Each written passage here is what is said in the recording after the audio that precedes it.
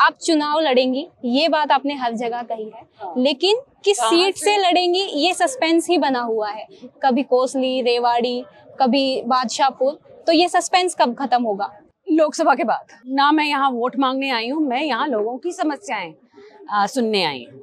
और अगर उसके लिए मैं कुछ कर सकूँ तो मैं अपने आप को बहुत खुशकिस्मत मानूं। मैंने ये ठानी थी कोविड के जैसे ही, क्योंकि कोविड 2 साल निकल गए, लोगों से मिल नहीं पाए, मगर जैसे ही 2019 खत्म हुआ था, मैंने कहा था कि लोग हमसे जितना प्यार करते हैं उनसे मुलाकात नहीं होती, और ये ना समझें कि वो हमसे कहीं दूर हो गए।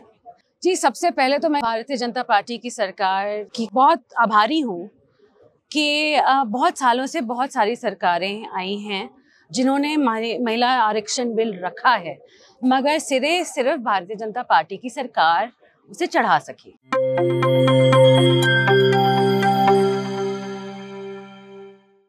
नमस्कार, मैं हूं शैली शर्मा और आप देख रहे हैं जेपी हरियाणा।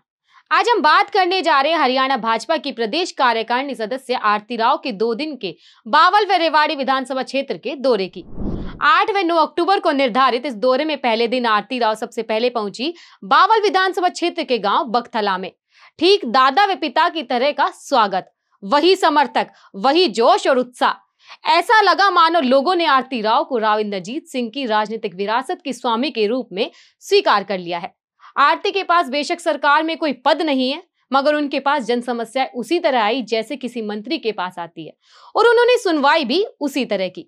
इसकी वजह है बावल से विधायक व कैबिनेट मंत्री डॉक्टर बनवारी लाल की जीत में उनके परिवार का योगदान होना। अब जिसके पास विधायक बनाने की हैसियत होगी तो उनकी ठसक तो रहेगी ही, समस्या दूर करवाने में सक्षम भी होगी। लेकिन आरती ने ठसक नहीं दिखाई। वे अपने दादा और पिता की तरह मंच की बादशाह नहीं बनी, बल्कि सोफा छोड़कर अपनी कुर्सी खुद उठाकर भीड़ के बीच की।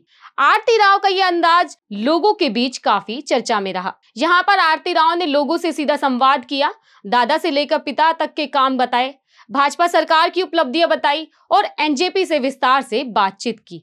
आप सबसे पहले हमारे साथी कोमल राव से हुई आरती राव की बातचीत सुनिए। इसके बाद हम आपको आरती के दौरे के राजनीतिक निहितार्थ समझाने का प्रयास करेंगे। नमस्कार, आज हमारे साथ हैं आरती राव, केंद्रीय मंत्री राव इंद्रजीत सिंह की बेटी हैं, पूर्व मुख्यमंत्री राव वीरेंद्र सिंह की पोती है, लेकिन आज अपने दादा और पापा की तरह बिल्कुल आरती राव भी लोगों के बीच अपनी एक अच्छी पहचान बना चुकी हैं। तो आज इनसे चर्चा करते हैं। सबसे पहले आपके आज और कल में रेवाड़ी और बावल विधानसभा क्षेत्र में इस दौरे की बात करते हैं, इसका क्या उद्देश्य है वो बताइए।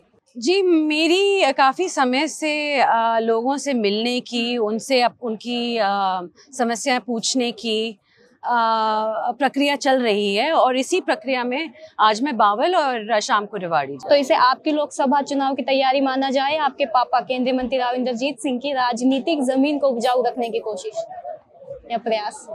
जी, मैं इसको इलेक्शन का कुछ नहीं मानती। मैं इस वक्त, क्योंकि जैसे मैंने कहा कि मेरी प्रक्रिया काफ़ी वक्त से चल रही है, ना मैं यहाँ वोट मांगने आई हूँ, मैं यहाँ लोगों की समस्याएं सुनने आई हूँ। और अगर उसके लिए मैं कुछ कर सकूँ तो मैं अपने आप को बहुत खुशकिस्मत मानूं। पिछले काफ़ी समय से आप दक्षिण हरियाणा में, खासकर अहिरवाल बेल्ट में कार्यकर्ता सम्मेलन कर रही हैं, तो उसके पीछे क्या मकसद है?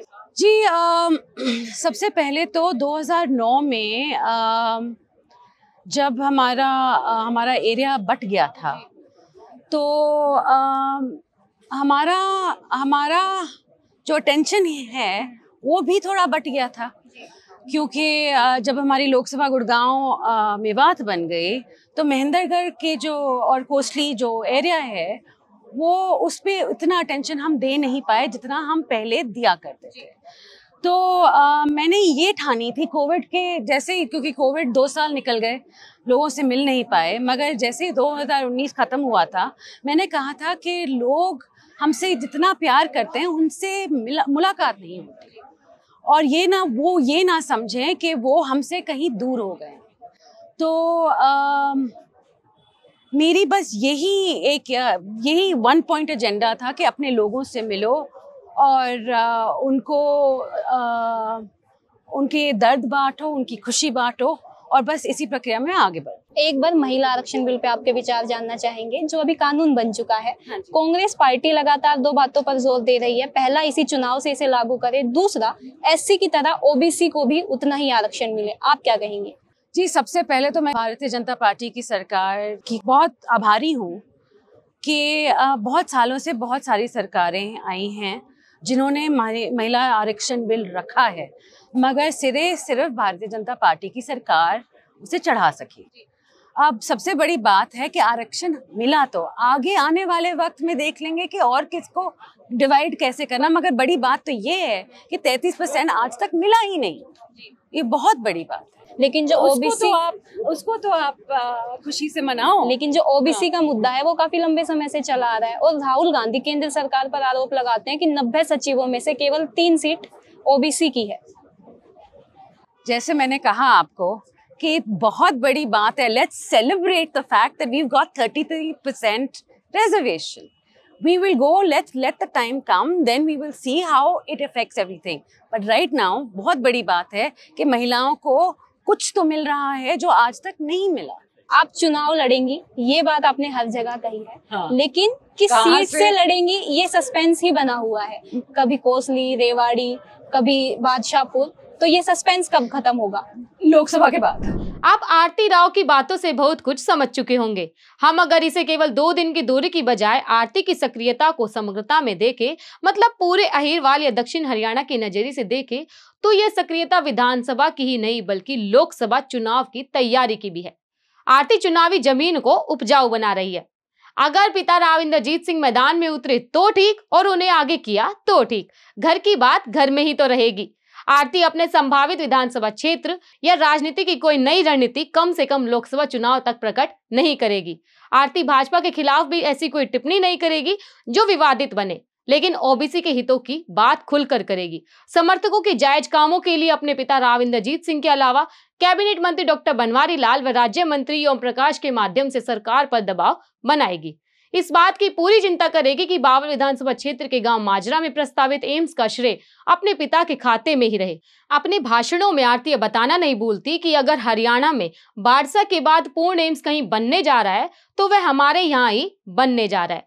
आरती के बारे में आज इतना ही। विस्तार से उनका साक्षात्कार फिर किसी दिन। और इसी के साथ हमारे चैनल को लाइक और सब्सक्राइब जरूर करें।